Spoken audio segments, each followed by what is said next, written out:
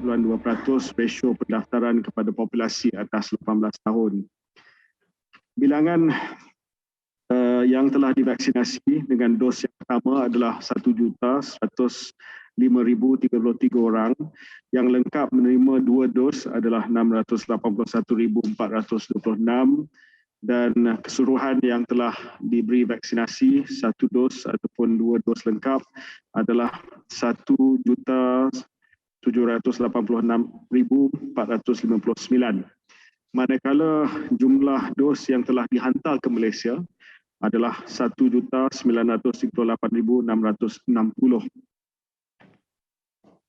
Bagi status fasa 2,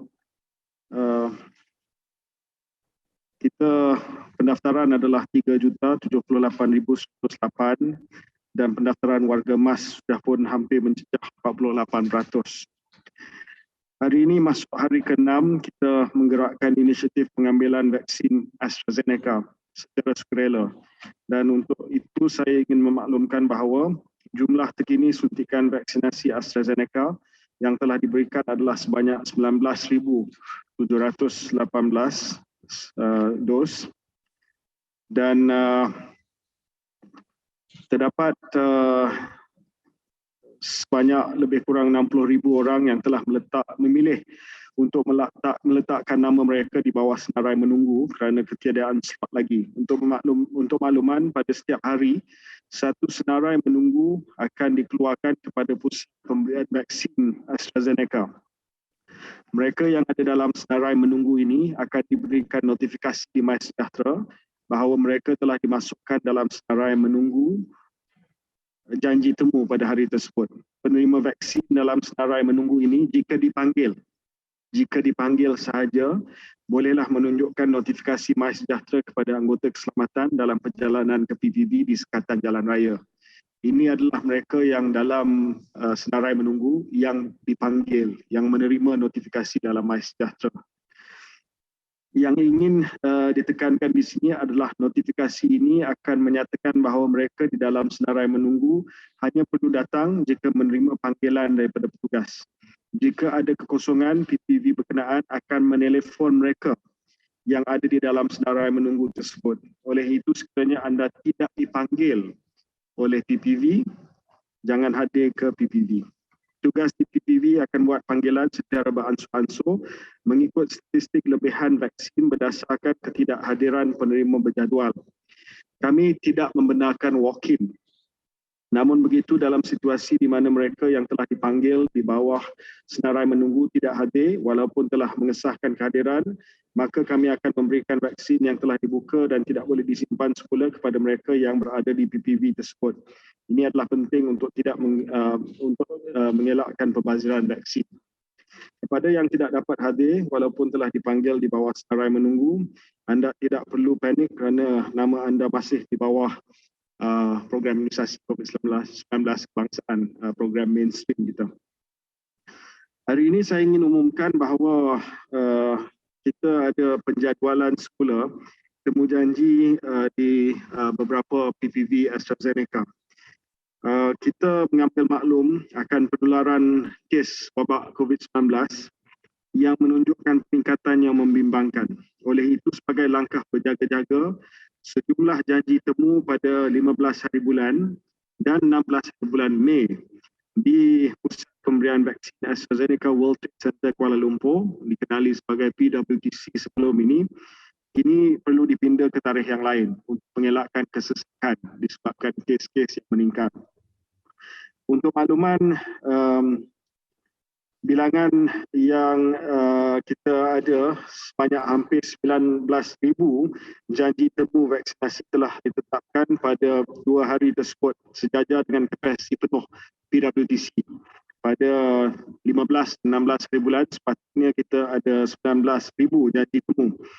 Bilangan ini akan dikurangkan kepada 16,200 ataupun sebanyak 2,800 janji temu yang akan disusun semula, dijadualkan semula kepada tarikh-tarikh yang lain bermula 17 Mei hingga 23 Mei. Perubahan tarikh ini akan dimaklumkan melalui pesanan ringkas dan juga notifikasi di aplikasi MySejahtera yang akan mula dihantar pada hari esok. Ya, jadi ada dalam 2,800 janji temu daripada 15 dan 16 hari bulan Mei di PWTC yang terpaksa kita beri tarikh baru kerana kita nak mengelakkan kesesakan di PWTC. Memang full capacity PWTC adalah pada kapasiti penuh yang mana kita boleh menampung sebanyak 9,000 lebih setiap hari. Tapi oleh kerana kes yang meningkat untuk menjamin penjarakan fizikal dan sebagainya, kita telah buat keputusan untuk menjadualkan semula sebahagian daripada janji temu pada 15 dan 16 hari bulan. Dengan ini kami akan tingkatkan lagi pemantauan penjarakan fizikal di PWTC. Pada masa yang sama, CITF juga akan menambah bilangan dewan yang akan digunakan di TPV AZ PWTC. Saya juga ingin menjawab soalan berkenaan dengan kadar vaksinasi di Malaysia. Untuk makluman, kadar penggunaan vaksin untuk waktu ini adalah 75%. Ini bermakna untuk setiap 4 vaksin yang kami ada, 3 telah pun digunakan. Sememangnya kami ingin meningkatkan kadar ini ke 80%, tetapi sudah pastinya tidak boleh pergi lebih tinggi daripada peratusan ini kerana perlu ada simpanan untuk dos kedua dan juga sebelum dos-dos tambahan tiba di Malaysia. Penghantaran seterusnya yang dijadualkan adalah sebanyak 259,740 dos bekalan daripada Pfizer. Berikut adalah pecahan penghantaran bekalan vaksin Pfizer antara 19 hingga 21 Mei yang akan kita terima. Pada 19 Mei, hari Rabu, kita akan terima 197,730 dos.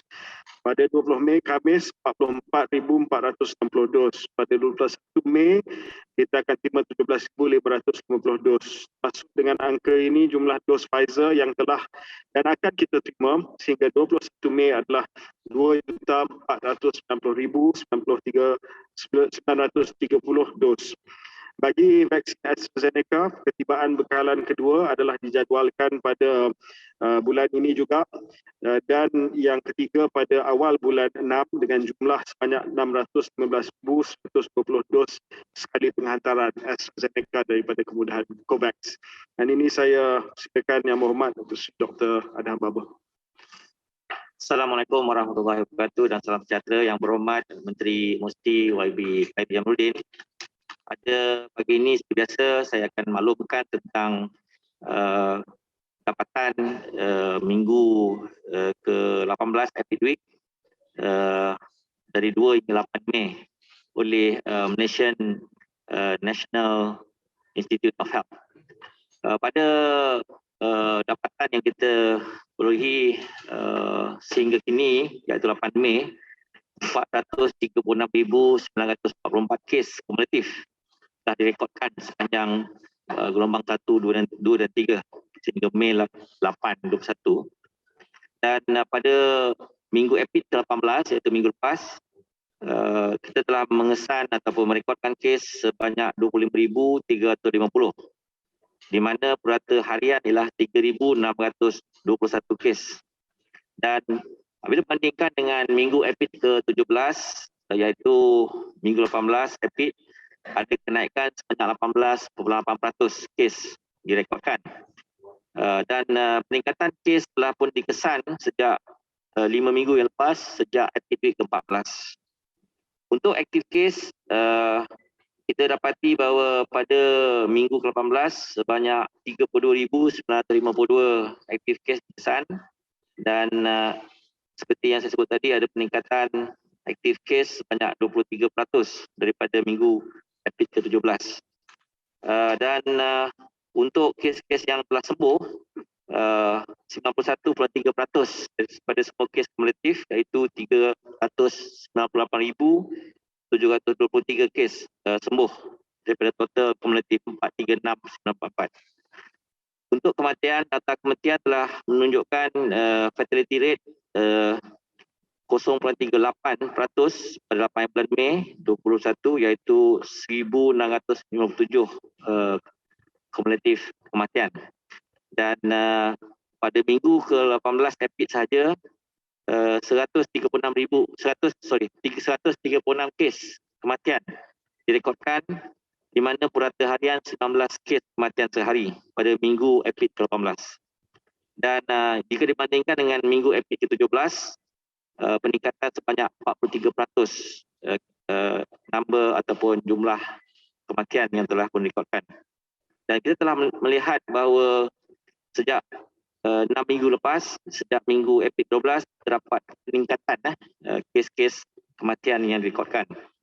Untuk kes di ICU, pada 8 Mei, 393 kes berada di ICU dan average kes pada minggu April ke-18 ialah 355 kes berada di ICU, di mana berbandingan dengan minggu April ke-17, kenaikan sebanyak 15.3% mereka yang berada di ICU. Dan kita telah lihat bahawa sejak minggu ke-7 ataupun 7 minggu yang lepas, sejak minggu April ke-11, terdapat peningkatan kes-kes yang berada di ICU. Kes-kes yang memerlukan ventilator ataupun ventilation pada Mei 8 hari bulan 2021, seramai 210 kes yang berada di ICU perlukan ventilator, dan untuk minggu April ke-17 terdapat peningkatan kes yang menggunakan ventilator, iaitu 192 purata.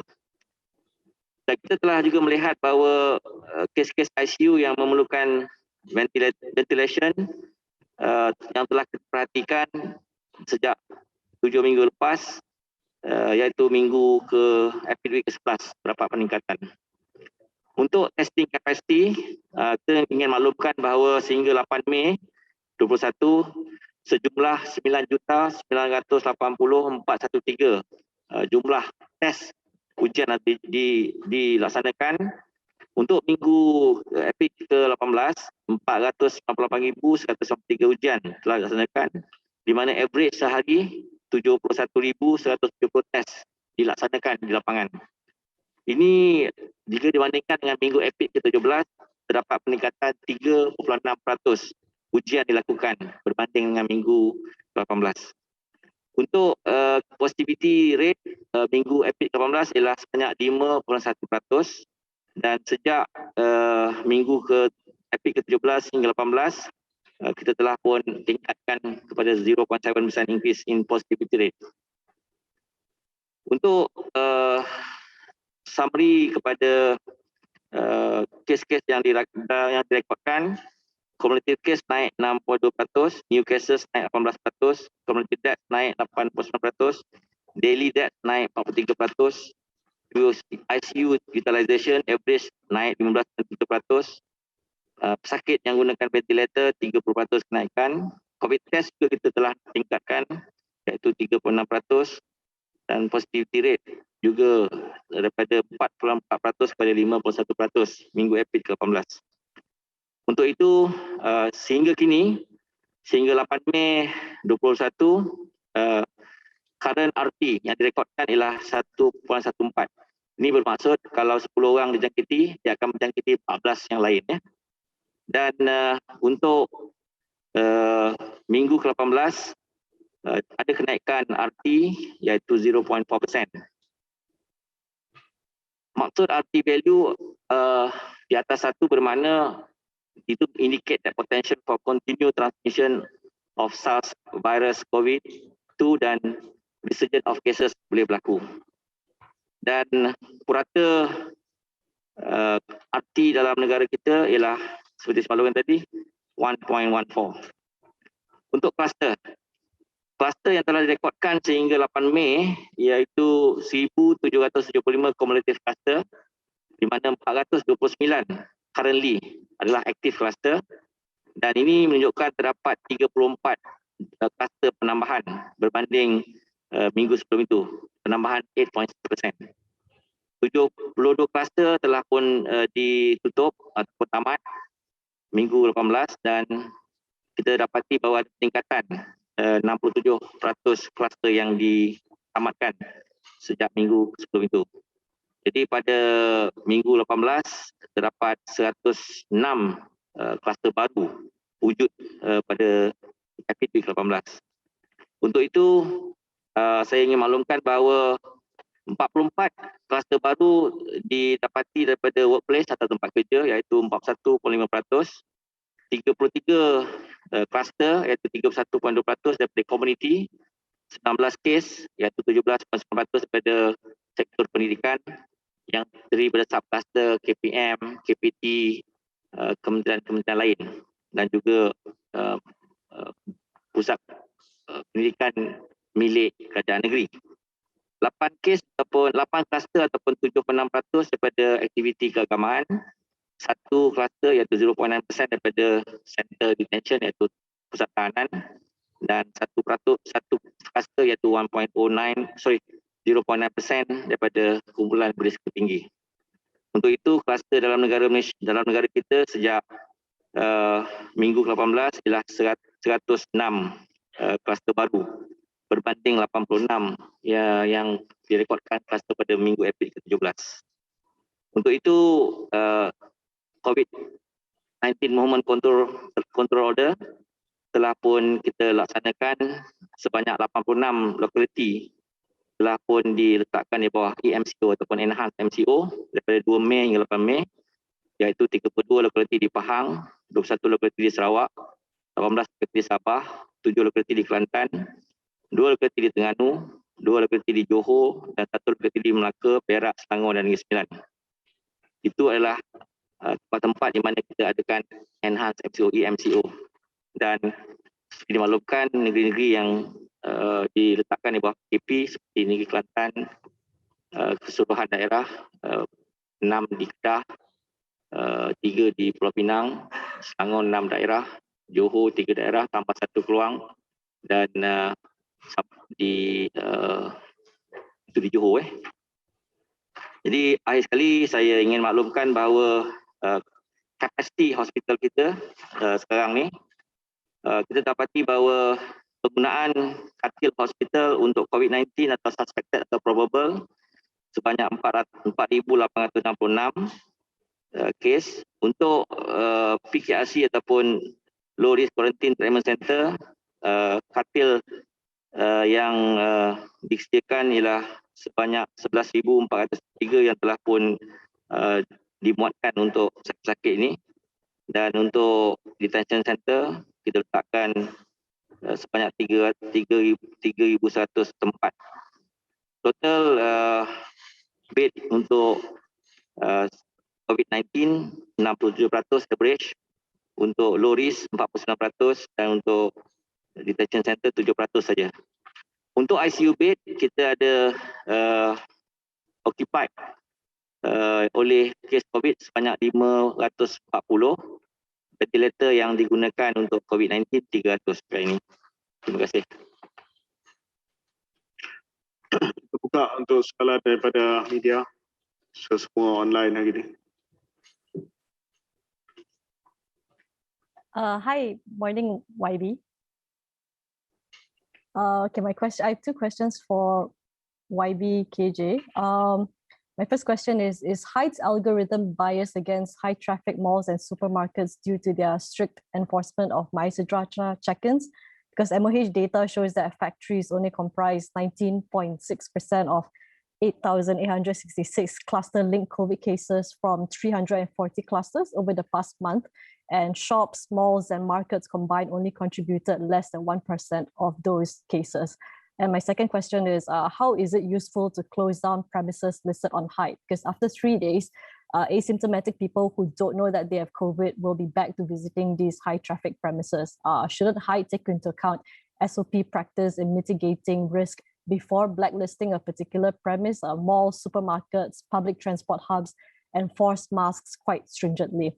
Soalan saya untuk Datuk Seri Dr. Adam, pakar kesihatan awam kata kekurangan saringan menyebabkan peningkatan kes severe COVID kerana orang tidak diuji dan tidak dapat diagnosis pada peringkat awal sebelum keadaan mereka menjadi lebih teruk. So, adakah KKM akan tingkatkan saringan dalam MCO 3.0 supaya kita dapat 2 atau maybe 3 kali ganda lebih banyak kes dalam minggu-minggu yang akan datang, seperti yang Dr. Lokman Hakim Sulaiman kata.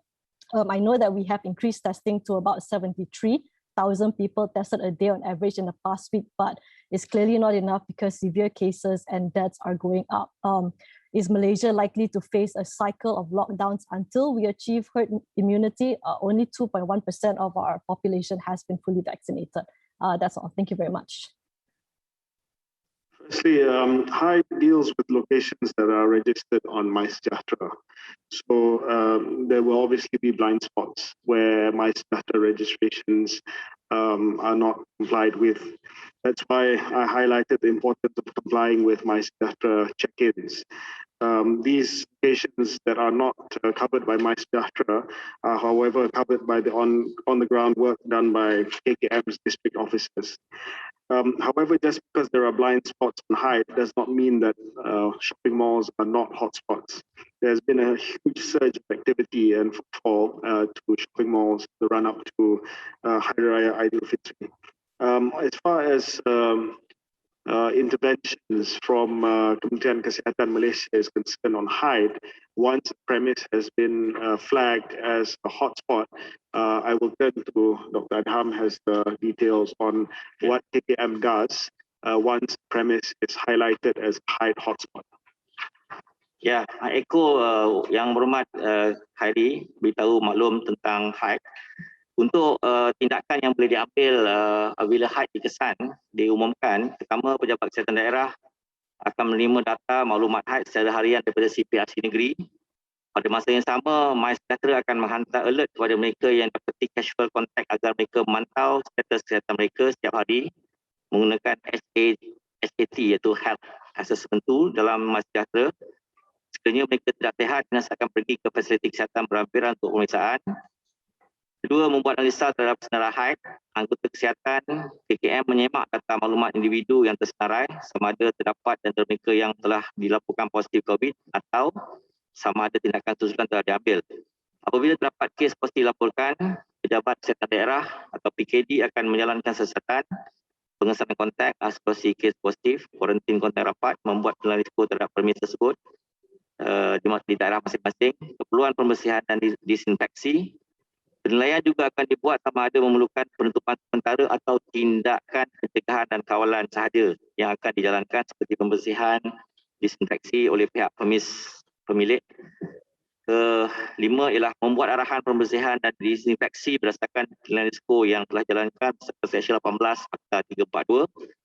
6. Membuat saringan pekerja premis jika diperlukan bergantung pada keputusan penilaian risiko. Dan seterusnya bersama dengan agensi penguatkuasa yang lain di daerah dalam melaksanakan pemantauan penguatkuasaan serta tindakan perlu dilaksanakan dengan pematuhan SOP MKN tetapkan.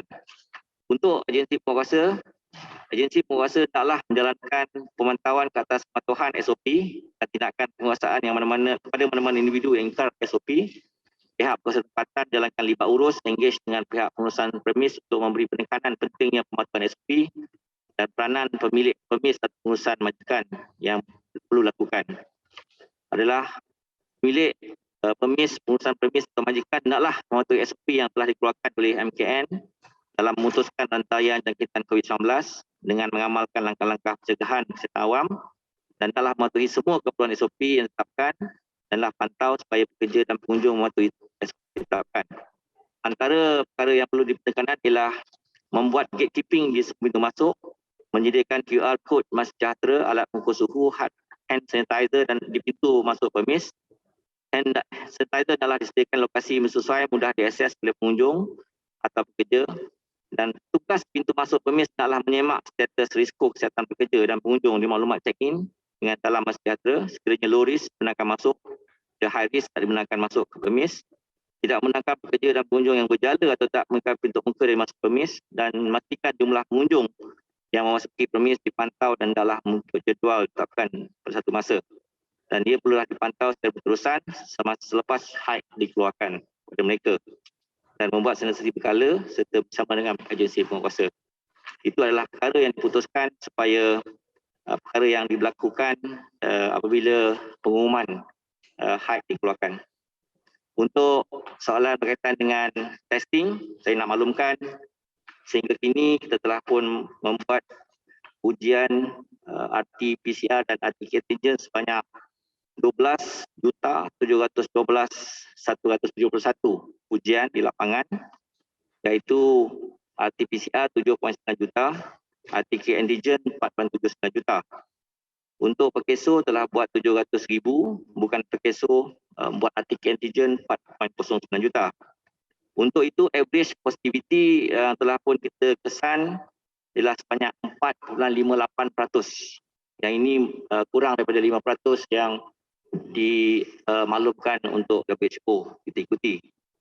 Dan kapasiti makmal, walaupun kita buat average 70,000 per day, kita boleh membuat ujian sehingga 104,885 ujian sehari oleh makmal-makmal, iaitu makmal di hospital KKM, MKAK, di MKA dan KK, IMR dan CRC, ATM dan MOSPI, di universiti dan makmal swasta.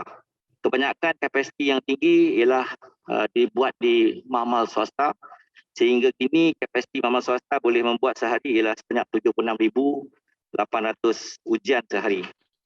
Untuk itu kita akan terus meningkatkan kapasiti makmal untuk menguji demi mengukuhkan kedudukan di mana apabila kes-kes meningkat dan juga apabila kes-kes yang perlu diuji di lapangan selepas ujian kontak rapat dan juga ujian saringan yang kita laksanakan di tempat yang mana surveillance dibuat. Untuk itu, kerajaan terus memperkasakan majikan untuk membenarkan anggota menjalani ujian salitan dan menjalani kuarantin ke diri atau menangkap pekerja yang bekerja di rumah sementara menunggu keputusan ujian, termasuklah kes kontak rapat dan kontak casual dengan kes positif COVID-19. Untuk itu saya ingin maklumkan bahawa tindakan majikan yang mengarahkan pekerja hadir ke tempat kerja akan memberi skor penularan yang kita tempat kerja. Oleh itu kita minta supaya majikan mengarahkan pekerja untuk tidak hadir sekiranya ada gejala ataupun ujian telah dibuat kepada mereka. Untuk isu berkaitan dengan adakah Kementerian Kesihatan Malaysia akan menambah ujian sekiranya ada MCO 3.0 untuk mengesan 2 ganda atau 3 ganda cases, ya, KKM akan sentiasa membuat ujian pengesanan COVID-19 dari masa ke semasa, terutama sekali sekiranya terdapat peningkatan kes di kawasan. Oleh itu, KKM menyeru supaya orang ramai yang mempunyai gejala jangkitan COVID-19 seperti demam, hilang deria, bau atau rasa, sakit badan dan sebagainya menjalani ujian pengesanan jangkitan COVID-19. Ini kerana pemantauan kes COVID-19 dalam tempoh sejak sebulan yang lalu, ya, mendapati 50% kes positif COVID mengalami gejala berbanding hanya 27% yang bergejala yang ditunjukkan pada bulan Mac 21. Maksudnya ada peningkatan daripada bulan 3 dan bulan 4 dan 5, ada peningkatan kes-kes yang bergejala sebenarnya berbanding dengan tidak bergejala. Jadi untuk itu sementara menunggu keputusan pihak makmal, individu ini dinasihatkan untuk mengasingkan diri ataupun voluntary isolation dan tidak berjumpa sesiapa sehingga keputusan ujian diperolehi. Kedua, semua kontak rapat kepada kes positif COVID-19 hendaklah menjalani ujian pengesanan jangkitan COVID-19 dan mengasingkan diri selama sekurang-kurangnya 10 hari dari tarikh akhir kontak dengan kes positif. Ini untuk kes positif.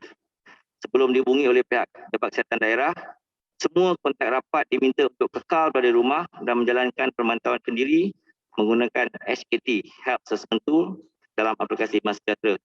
Dan KKM akan terus mempertingkatkan saringan dan ujian pengesanan bagi mengesan awal kes, seterusnya membolehkan pengasingan, mengadakan kuarantin untuk kontak-kontak rapat demi membendung penularan jangkitan dalam komuniti.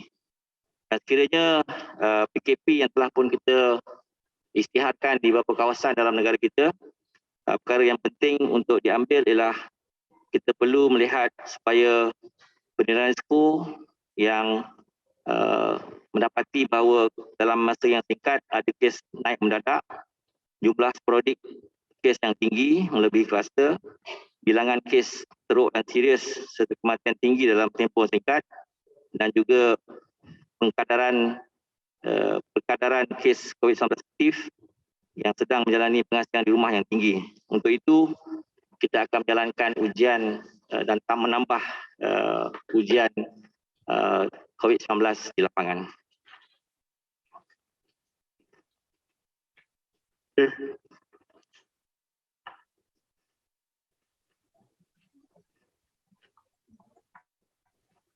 Hi, I have two questions. Can you hear me? So first of all, regarding the AstraZeneca vaccination date deferment at PWTC, considering that vaccination is necessary to reduce the spread of the virus, how will your ministries be balancing this? Are there, if Yes, COVID-19... Sorry. Can you hear me? Barely. Is it better now? Yeah, thank you. Okay. So first of all, regarding the AstraZeneca vaccination date deferment at PWTC, considering that vaccination is necessary to reduce the spread of COVID-19, how will your ministries be balancing this? If the situation continues to worsen, are you going to consider deferring more dates? Or what other review options will there be? And number two, is the health ministry... Because of the crowd, you mean? Yeah, because, to prevent overcrowding. Yeah, okay. And my second question, is the Health Ministry and CITF going to look into enforcing a no-entry policy for high-risk groups into crowded areas like shopping malls, for instance, instead of completely shutting down the location as is being done now? This has also been a recommendation by certain experts that this sort of early prevention could help kind of support the Hyde system. So what are your thoughts on this? Yeah. On AstraZeneca and overcrowding, that's why for the appointments that we have given out on the 15th and 16th, we are reducing that by 1,800 appointments. Although the full capacity for the 2 days are 19,000, we have reduced that to 16,200 to take into consideration physical distancing and ensuring a comfortable experience for people who decide to go for their vaccinations on the 15th and 16th. For other days, we are quite confident that the capacity mapped out against the appointments given will ensure sufficient physical distancing. So what we have done is to reallocate appointments from the 15th and the 16th of May only at PWTC, or World Trade Center Kuala Lumpur, and they will be reallocated to dates between the 17th and the 23rd of May. We will inform them, those who are affected, 2,800 of them, starting tomorrow via SMS and also a notification on the MySejahtera. Any inconvenience for the reallocation of dates is much regretted, but we're doing this to ensure that we can ensure a safe experience for people who go for the vaccination in PWTC. On the issue of gatekeeping, I'll ask Dr. Adham to answer. Ya, saya telah maklumkan tadi bahawa untuk mereka yang telah pun didapati ada kontak casual kepada kes-kes yang dikatakan berada di lokasi high ataupun hot spot identification of dynamic engagement, antara perkara yang telah pun diberi penekanan dan nasihat diberikan ialah pertama, perlulah majikan ataupun pengurus permis memastikan ada gatekeeping di semua pintu masuk permis dengan menyediakan QR code MySejahtera, alat pengukur suhu, hand sanitizer di pintu masuk. Kedua, dialah tempat yang letakkan MySejahtera code, alat pengukur suhu dan hand sanitizer mesti letakkan tempat yang bersesuaian, yang mudah dicapai oleh pengunjung. Dan petugas pintu masuk permis boleh menyemak status risiko kesihatan pekerja mereka sendiri. Di samping itu boleh juga menyemak status kesihatan pengunjung di maklumat check-in dalam MySejahtera, seperti sekiranya low risk boleh dibenarkan masuk, sekiranya high risk letak dalam MySejahtera timbul situ high risk, kita boleh menasihat mereka supaya tidak masuk dalam permis. Untuk itu kita menasihati majikan ataupun pengurus permis supaya tidak membenarkan pekerja atau pengunjung yang bergejala, tanyalah gejala dan tidak memakai pelitup muka dari masuk premis, dan pastikan bahawa jumlah pengunjung yang masuk ke premis dipantau dan adalah mengikut jadual ditetapkan pada semasa ataupun yang telah ditetapkan. Ini perlulah berterusan selepas pengumuman haid dilaksanakan, dan perlu sekali pihak pengurus ataupun pengusaha memastikan pemantauan ini berterusan, kerana ini adalah langkah-langkah penting untuk kita bukan saja reduce the rate infection, tapi membendung atau memutuskan rantaian penularan COVID-19 di tempat-tempat yang telah pun diisytihar sebagai ancaman kepada wabak COVID-19 melalui HAID. Dan kita perlu bersama supaya semua anggota yang berada untuk menguatkuasa melaksanakan tanggungjawab di peringkat lapangan. Okey, seterusnya. Hello, Assalamualaikum, YB. Salam. Boleh dengar soalan suara saya? Boleh. Okey, soalan pertama saya adalah kepada Dr. Adam. Ketika ini kerajaan dalam dilema untuk memenuhi tuntutan ekonomi dan kesihatan life and livelihood, manakala pemberian vaksin pula bergantung kepada ketibaan vaksin. Apa yang perlu dilakukan selain langkah yang sedia dilaksanakan ketika ini untuk memastikan kes dapat dikurangkan, terutama dalam komuniti, tapi pada masa sama ekonomi tidak lumpuh atau terjejas, sebab kita tengok pematuhan SOP pun dah lacking sekarang kan. Kemudian ada juga segelintir majikan yang dikatakan tidak membenarkan pekerja menjalani kuarantin kendiri sementara menunggu keputusan ujian calitan COVID, termasuk bagi kes kontak rapat ataupun kontak casual dengan kes positif COVID. Apa tindakan yang boleh dikenakan terhadap majikan termasuk kesedaran ataupun dari segi undang-undang supaya wabak ini tidak terus merebak? Kemudian apa update mengenai perbincangan KKM bersama Kementah untuk Hospital Medan di Sarawak dan Kelantan? Bagi YB Khairi, hari ini tular melalui aplikasi WhatsApp bahawa jika tak ada current address details berserta negeri dan postcode dalam aplikasi MySejahtera tu, bermakna pendaftaran untuk mendapatkan vaksinasi yang dibuat melalui MySejahtera sebenarnya tak lengkap. Adakah ini benar? Dan jika benar, apa yang perlu dilakukan? Dan kemudian arahan penutupan mengikut HAID didakwa tidak adil dan juga mencetuskan panik. Apa pendirian kerajaan mengenai perkara ini? Terima kasih. Apa soalan yang terakhir tu? Ada arahan selain tu arahan penutupan mengikut HAID dikatakan didakwa tidak adil dan mencetuskan panik dalam kalangan masyarakat. Apa pendirian kerajaan mengenai perkara itu?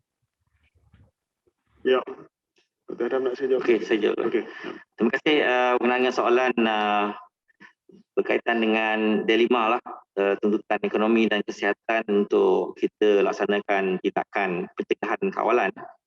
Untuk jawapan itu, saya ingin nyatakan bahawa kita bukan sahaja prihatin dan sayang pada rakyat, dijaga kebahagiaan rakyat semasa menghadapi suasana genting ini. This is unprecedented time ataupun tidak dijangka sama sekali pandemik COVID-19. Untuk itu, kita lihat bahawa sejak Disember 2020, sektor ekonomi telah dibuka dengan penekanan kepada pematuhan SOP, pemantauan dan penguatkuasaan yang ketat supaya ekonomi negara tidak terjejas dan terus berkembang. Walaupun kita telah pun tahu, kita telah roll out vaksinasi program PIK, dan ini merupakan salah satu langkah untuk mencegah sehingga kita dapat mencapai imuniti kelompok. Walaupun setakat ini masih lagi dalam fasa 1 masuk fasa 2, tetapi kita perlukan pematuhan SOP serta pemantauan dan penguatkuasaan yang lebih ketat supaya kita dapat terus mencegah di samping menjaga ekonomi dan bekalan vaksin yang mencukupi. Untuk itu, sementara kita mencapai imuniti kelompok, tindakan kawalan dan pencegahan diteruskan, termasuk memperluaskan saringan bersasar mengikut kapasiti makmal seluruh negara yang saya telah sebutkan tadi. Kita boleh capai sehingga 104,000 ujian sehari untuk beberapa makmal. Kita terus mengukuhkan komunikasi risiko terhadap amalan 3W dan 3S melalui media sosial dan akhbar, mainstream dan juga media-media lain, dengan mengenakan sekatan kemasukan pengembara bukan warga negara daripada India, Nepal, Pakistan dan juga Bangladesh. Untuk itu kita melanjutkan tempoh kuarantin pada mereka daripada 10 hari kepada 14 hari kepada semua pengembara selain pada negara tersebut, terutama sekali negara yang melaporkan penurunan tempatan varian baru ataupun variant of concern. Dan kerajaan terus memperkasakan majikan untuk membenarkan anggota yang menjalankan ujian COVID-19 perlu menjalani kuarantin diri.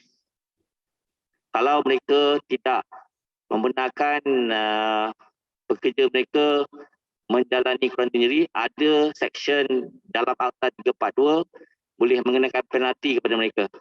Dan kita tidak teragak untuk memastikan bahawa semua majikan mematuhi Akta 342 di mana tidak membenarkan pekerja-pekerja mereka sama ada suspected, probable ataupun sedang diuji sementara menunggu untuk menjalankan kuarantin kendiri. Sehinggalah result hasil keputusan sama ada negatif atau positif. Kalau mereka kontak rapat, mereka perlu diberikan gelang untuk HSO, House Surveillance Order, selama 10 hari. Sekiranya mereka negatif, mereka digalakkan untuk membuat voluntary isolation sehingga mereka yakin dibebaskan daripada jangkitan COVID-19. Dan tindakan majikan yang mengarahkan pekerja hadir ke tempat kerja yang boleh membawa risiko penularan jangkitan ke tempat kerja boleh juga dikenakan penalti dalam Akta 342, dan ini sedang kita laksanakan supaya dapat terus memutuskan rantaian jangkitan COVID-19 dalam negara kita. Saya nak jawab soalan berkenaan dengan mesej yang keluar pada hari ini berkenaan dengan maklumat tambahan iaitu alamat dalam MySejahtera bagi pendaftaran untuk vaksinasi. Mereka yang telah mendaftar tidak perlu risau kerana semua maklumat yang dimasukkan telah disimpan di dalam sistem dan ianya adalah pendaftaran yang sah serta lengkap untuk program vaksinasi. Jadi siapa-siapa yang sebelum ini dah daftar, dah letak alamat, itu semua memang sah dan memang ada dalam sistem mengikut giliran tarikh pendaftaran. Apa yang tular tersebut sebenarnya adalah ciri baru untuk kita menyimpan maklumat tambahan iaitu postcode dan juga negeri. Ini dilaksanakan sebab ada sebahagian kecil daripada mereka yang telah mendaftar yang menggunakan Google Maps punya API itu yang telah meletakkan alamat yang tersilap. Ya, sebab itu kita minta pengesahan dari segi postcode dan juga negeri bahawa pendaftaran asal itu memang adalah tepat, ya, tetapi dari segi rekod memang sudah pun ada. Namun begitu, jika MySejahtera anda tidak mempamerkan maklumat tersebut, jangan risau kerana pendaftaran anda sudah diterima sejak tarikh pendaftaran pertama, ya. Jadi dalam perkara ini bukanlah dikatakan bahawa oleh kerana tidak melengkapi rekod pendaftaran anda tidak ada di dalam sistem MySejahtera. Memang sudah ada pun. Kita cuma nak melengkapkan dengan postcode dengan negeri supaya dapat sahkan. Kalau tak nak lengkapkan pun tak apa. Kita masih akan hantar janji temu kepada anda mengikut pendaftaran yang sedia ada. Jadi jangan risau.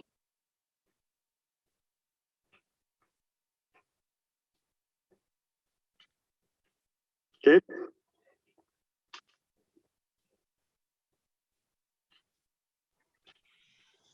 Hi YB, Yep. Can you hear me? Yeah.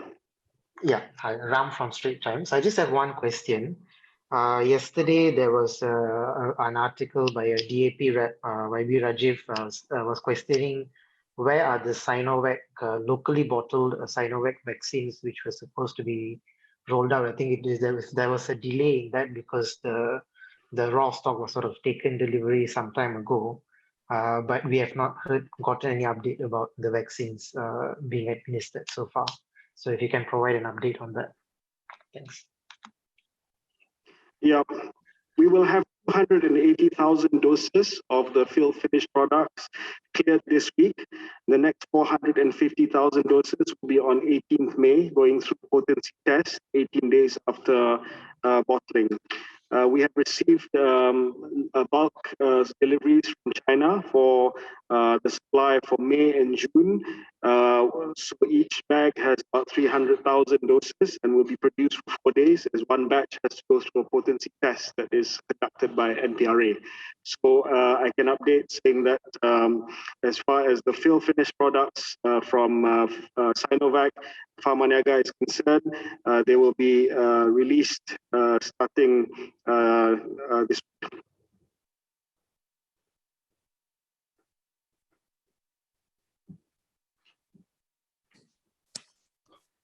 Hi, YB Kari. Yeah. YB Kari, this is Zizan from China Press. YB, last week you have stated that there are 1,660 locations listed under the Heights system, but why there were only 151 locations announced on Saturday? Will there be more locations announced soon? And my second question is, when the locations have been removed from the Height list within a period of 7 days after their listing, would they still get listed again? And if so, do they still need to close for another 3 days? Thank you.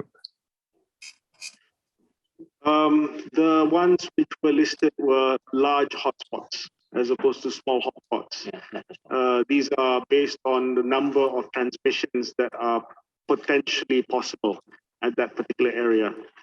We've decided not to list everything because that might create further panic and alarm, but we are concentrating on the large hotspots only. Yeah. So there are some people who ask, how come there are no factories? How come there are no offices? Why is it just shopping malls? In fact, if we look at the big list, which includes large hotspots and small hotspots, it includes a lot of different types of premises, not just retail, but also offices, factories, and other such premises.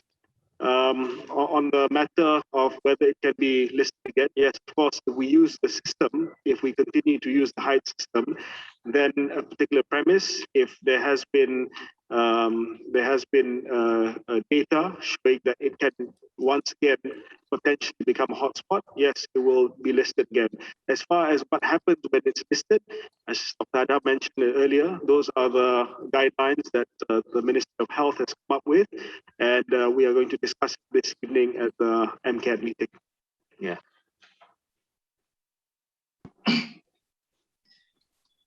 Good afternoon, YB. Ravin from the Malaysian Insight. Can you hear me? Yes, I can. YB, two questions. All right. The first question, last week you said that the AstraZeneca vaccine is not part of the mainstream national immunization program. Hence, those who are taking the vaccine, will they be covered under the compensation funds that was created? Because there are some people who are saying that since we are taking yes, we've announced this previously. They are covered under the compensation fund. Yes, they are. Okay, thanks, YB. And the second one, what are the numbers of those who have missed or pulled out of the AstraZeneca vaccination program upon registering, and how many from the waiting list or walked in were given this unused vaccination? So far, we have a 98% attendance for the AstraZeneca. Every PPV is furnished with a wait list, which they are starting to call on a daily basis based on people who don't show up for the appointments. I will update, I think, by next week when we have another PC after the Hari Raya week. I'll update on how many people actually get it through the normal appointments, how many have gotten it via the waitlist calls on a daily basis. Thank you, YB. Thank you. Hello, Assalamualaikum YB. Salam. Haris Mohamad from Malaysia Kini. I have 3 questions for you and the Health Minister. Okay, first, why not all PPVs open on weekends? If this is related to manpower issue, how does the government plan to address this? Second one, last week, there was this nurse in Kedah suffered minor stroke, purportedly due to the Sinovac vaccine. After completing her second dose, she posted even medical reports, 2 conflicting medical reports of her discharge. It says that it's AEFI. Is an investigation being conducted on this case? And how about previous cases? Have investigations concluded regarding, the several frontliners who died? I'm not saying that they died because of vaccine, but they died after taking vaccine. And thirdly, the past few days we saw brouhaha about the height confusion. Last week you said height is supposed to be preemptive and closure would be only done due to, after penilaian risiko. Isn't it that height is supposed to be a preemptive measure to allow the public to make informed decision? What led to the change in SOP that now all automatically ordered to close for 3 days? Thank you.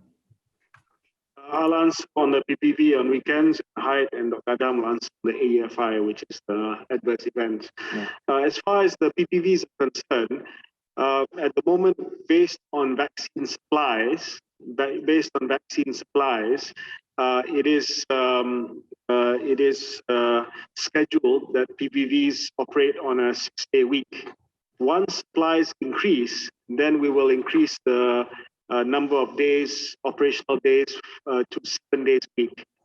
We had this discussion this morning at the CITF meeting, and we are projecting that in June, we will start operationalizing PPVs on a 7-day per week basis. The issue is not manpower, the issue is not human resource, but rather an issue of vaccine supply. At the moment, we have a vaccine utilization rate of close to 80% already, which means that only 20% are kept in the storage. That will take into account the next week and also the second dose. So we're trying to increase the utilization rate from about 70 to 80%. This will see 7-day-a-week PPV operations in June, where we foresee a greater number of vaccines delivered. As far as the height closure is concerned, I'm going to defer the comment until after the MKN meeting this afternoon. I think we will be discussing this matter at MKN this afternoon, and we will issue a statement on the interventions, the SOPs necessary once the premise has been listed on the high list. Ya, untuk adverse effect after immunization, kita memang dapat laporan daripada penerima vaksin sama ada Pfizer, Sinovac atau AstraZeneca melalui laporan mereka ataupun mereka isi dalam MySejahtera. Kedua, mereka hadir sendiri ke hospital untuk kes-kes yang mengalami serious adverse effect. Setakat ini kita tidak dapati mereka perlu untuk prolong the hospitalization ataupun mereka tidak duduk di hospital lama, hanya transient. Untuk kes-kes yang dialami ialah sementara, dan antara yang kita dapat nyatakan di sini untuk kes-kes yang disebutkan tadi seperti minor stroke, itulah transient ischemic attack, maknanya perkara ini boleh berlaku walaupun ia tidak berlaku dengan waktu yang lama, dan apa yang kita lakukan, kita rayulah penerima yang ada kes-kes yang mempunyai kecenderungan untuk di-observe ataupun diletakkan di pengawasan pakar di hospital, perlu laksanakanlah. Tak payah macam kalau berlaku kes-kes di rumah, mereka tunggu dan lihat. Kita perlu mereka untuk hadir untuk membuat observation sekiranya ada kaitan dengan pemberian vaksin. Bagaimanapun setakat ini kita menjalankan banyak observation dan investigation pada kes-kes yang telah pun didaftarkan dalam MySejahtera melalui laporan mereka. Dan ada daripada AEFI dilaporkan bukan melalui MySejahtera tapi direct mereka laporkan ke pusat kesihatan dan juga di hospital. Untuk itu kita mengambil maklum tentang segala laporan dan juga aduan melalui bahagian pharmaceutical Kementerian Kesihatan Malaysia. Okay. Hi, YB. I'm Isan from GG Press. Though MKN will have a decision on height later, can we know first, is the height list still published daily? Because we only see one list on the first day. And second one, is there any exemptions given to those primaries in essential services like supermarkets, Aeons, Lotus? Thank you. Yeah, I don't want to create confusion with something that is announced now and later something else announced at the MKN. So I'd like to defer all further questions on HYDE until after MKN. We're going to have an MKN meeting in about 1 hour's time to discuss all these matters.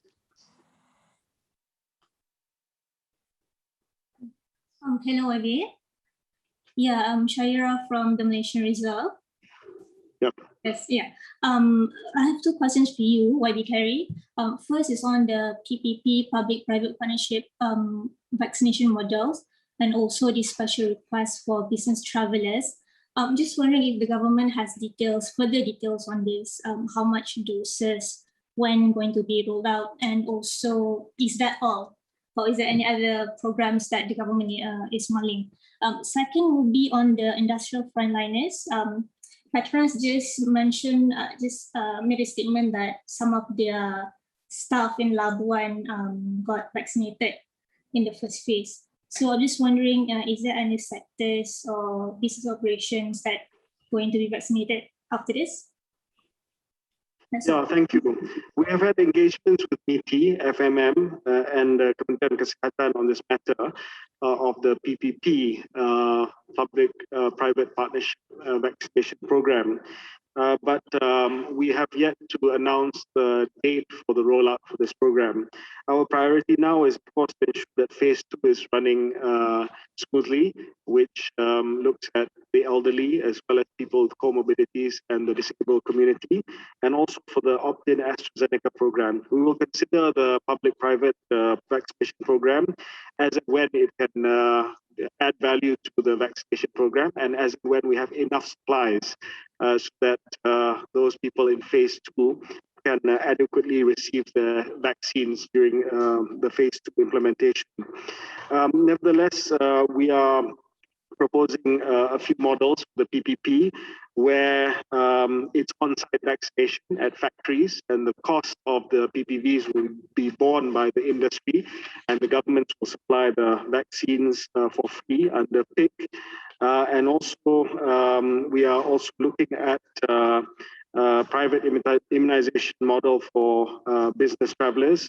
Perhaps this is for those who require frequent travel overseas. And again, we have not commenced this yet because our priority right now is to ensure that the vaccination program is delivered for phased recipients, which are the elderly, people with comorbidities, as well as the disabled community, as well as finish up those within phase 1, the health frontliners who may have been missed out in certain states, for instance, private dentists and private healthcare workers.